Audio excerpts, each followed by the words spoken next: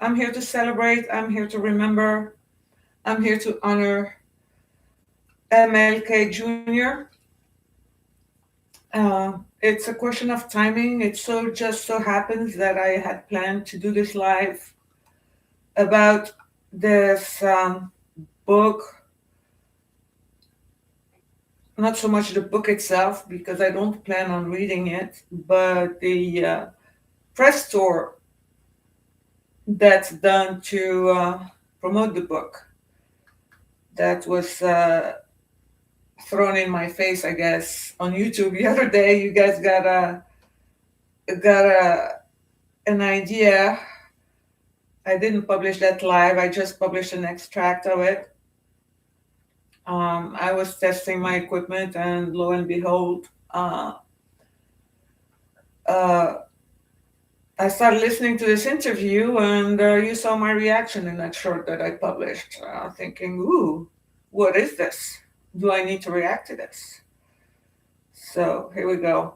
This is going to be, I guess, a recurring pattern. I am telling my story as I address these issues. So back to first grade history class, where I was told our ancestors are les Gaulois,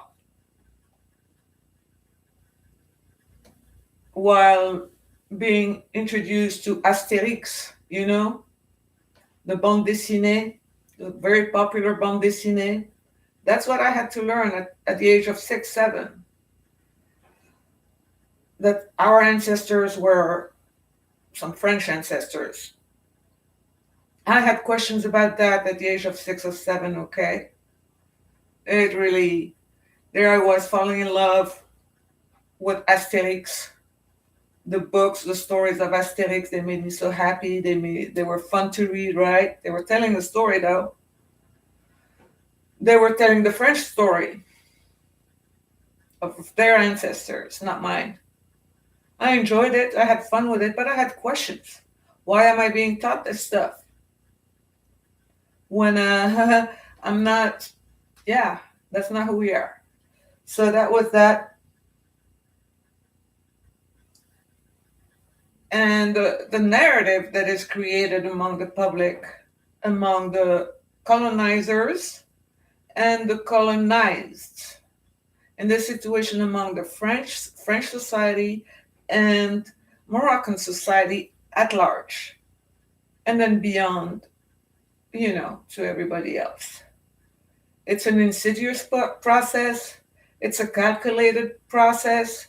This process of building a narrative that you indoctrinate children, young people with, that's part and parcel, in my opinion, of the entire colonial process, the whole colonial project. That's what it is.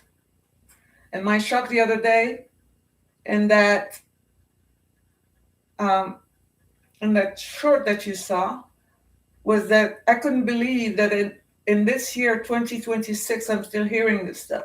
I heard her speak for about half an hour, and I listened to another interview of his on YouTube.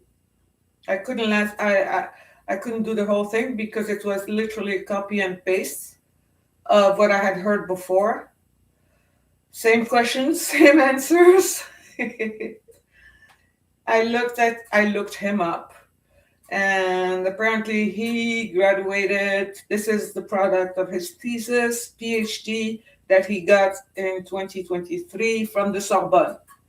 Okay. So for most people, Sorbonne is a stamp of is a prestigious university in France, and it's a stamp of something. Not to me, it's not. Maybe in literature, maybe in music, not when it comes to French colonial history. No, sir. You stay here. You stay right here, Lulu. Don't move. Thank you. Stay. Nah, I don't trust them as far as I can throw them when it comes to their colonies. No. So this guy got graduated in 2023, and he now teaches in some obscure, remote place up there in rural France somewhere, Brittany, I think, in a small town over there. And he's publishing these theses in the shape of a book. And what concerns me, because he's not getting a lot of traction, he's not getting any traction online that I can see at all. But what worries me is that he's being published by a publishing house that I think is meant to be prestigious, according to what I read. And what that means is that it will end up in the curriculum in the curriculum of French schools, and probably, hopefully not. They have a lot of French schools in Morocco, but that stuff is going to spread around in academia, in teaching, in education, and it needs to be challenged, which is what I'm here to do. And I hope Moroccan academia will also challenge. I was very surprised by the reviews I read in the Moroccan press, because this gentleman did a 4-day press tour in Morocco. It was very friendly. The articles were very friendly. I don't know. I think people are not taking it very seriously, so they're just ignoring it. That's what we do. That's what Moroccans will do. They'll be polite. They'll be friendly. We will be friendly. We'll give you a chance. We'll give you an opportunity. We'll even listen to you. Um, but we'll make our own decisions. We'll make our own judgment. We're still going to judge you. Maybe we won't tell you straight up what's going on. So that's what I'm going to do. I'm going to tell you straight up what I think. And you can take it or leave it. I don't care. Xavier Modu. Mohamed V, le sultan, devenu roi du Maroc,